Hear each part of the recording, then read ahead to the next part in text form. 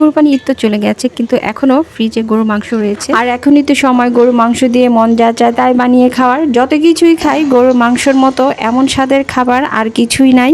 আজ নিজের মনের মতো করে মশলা দিয়ে পারফেক্ট স্বাদের একটা গরুর মাংস রান্না করলাম। আসসালামু আলাইকুম, সবাইকে ওয়েলকাম জানাচ্ছি ইটিসি রান্নাঘরে। মাংসের রং, ঝোলের ঘনত্ব আর মশলার মিশ্রণ সব মিলে সত্যি দারুণ লেগেছে। প্রতিটি টুকরো একদম নরম, রসালো এবং মশলার ভেতর পর্যন্ত সুন্দরভাবে ঢুকে গেছে। আপনারা যদি এই রেসিপিটি ঠিক একইভাবে অনুকরণ করে রান্না করেন, তাহলে এমন স্বাদ পাবেন যা একবার খেলে বারবার রান্না করতে ইচ্ছে করবে। আমার এই গরু মাংস রান্নাটার সবচেয়ে ভালো দিক হলো খুব সহজ উপকরণ দিয়ে অসাধারণ স্বাদ পাওয়া যায়। তাই একদিন সময় করে অবশ্যই বাড়িতে রান্না করে দেখবেন। বিয়ে বাড়ির মাংস রান্নার থেকেও বেশি স্বাদের মাংস খেতে পারবেন। রেসিপি ভালো লাগলে লাইক করবেন, চ্যানেল সাবস্ক্রাইব করবেন। মজার গরু মাংস রান্না করার জন্য হাড় চর্বি সহ 2 কেজি পরিমাণে গরু মাংস নিয়েছি। 3 টেবিল চামচ আদা বাটা দিয়েছি আর 2 টেবিল চামচ রসুন বাটা দিয়েছি। আর এখানে 1 টেবিল চামচ দিয়ে দিচ্ছি জিরা বাটা। বা মশলাগুলো আপনারা বেটে নেবেন, তাহলে গরু মাংসের পারফেক্ট স্বাদটা পাবেন।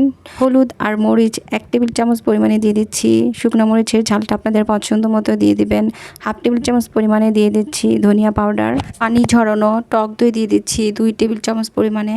1 টেবিল চামচ পরিমাণে দিয়ে দিলাম টমেটো সস। 2 টেবিল চামচ পরিমাণে দিয়ে দিচ্ছি সরিষার তেল। লবণ দিয়ে এবার এই মাংসগুলো হাত দিয়ে মাখিয়ে নিচ্ছি। মশলার সাথে মাংসগুলো খুব ভালোভাবে মাখিয়ে নিতে হবে।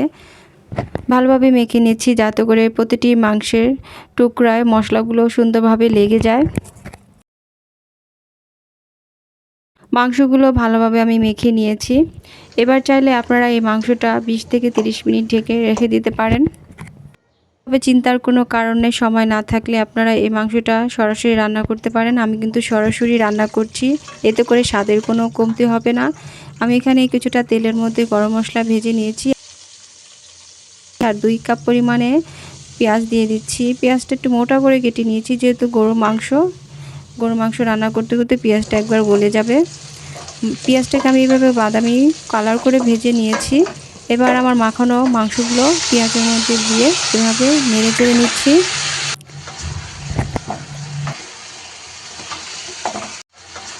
এখানে আলাদা করে কোনো পানি দিচ্ছি না, গরুর মাংস থেকে পানি ছাড়বে, সেই পানিটা দিয়েই আমি মাংসটা কষিয়ে নিচ্ছি। এরপর আমি এখানে আস্ত কাঁচামরিচ দিয়ে দিচ্ছি 7 থেকে 8টি। আপনাদের পছন্দ মতো কাঁচামরিচ এভাবে ভেঙে দিয়ে দিবেন।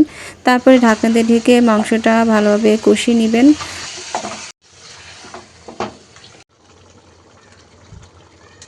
মাঝে মাঝে ঢাকনাটা খুলে মাংসটাকে একটু নাড়াচাড়া দিয়ে নেবেন, এতে করে নিচে লেগে যাওয়ার সম্ভাবনা থাকবে না।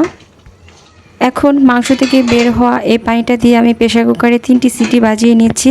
এতে করে মাংসটা সুন্দরভাবে সেদ্ধ হবে আর একদম নরম হবে। রান্নার স্বাদটাও একদম পারফেক্ট থাকবে।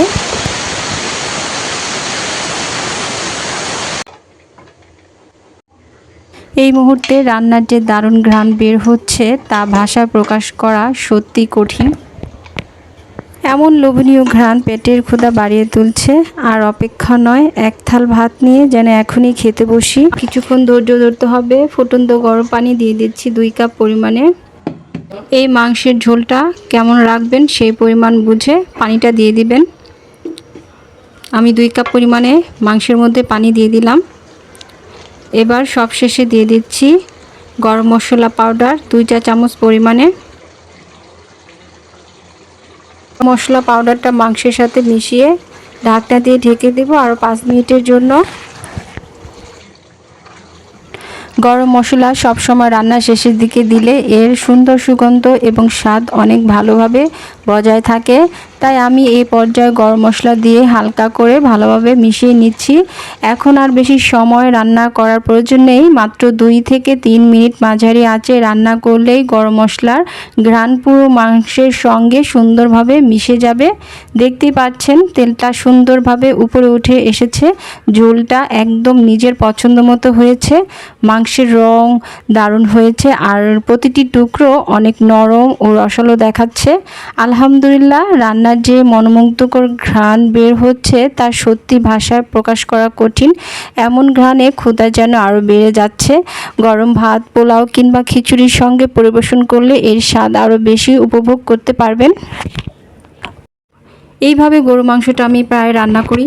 আর উপকরণও খুব সাধারণ, কিন্তু স্বাদ হয় অসাধারণ। আপনারা একবার আমার দেখানো নিয়মে রান্না করে দেখবেন, ইনশাল্লাহ আশা করি ফলাফল আপনাদের অনেক ভালো লাগবে। রান্না করে কেমন হয়েছে অবশ্যই কমেন্টে জানাবেন আপনাদের মূল্যবান মতামত। সবাই ভালো থাকবেন, দোয়া করবেন।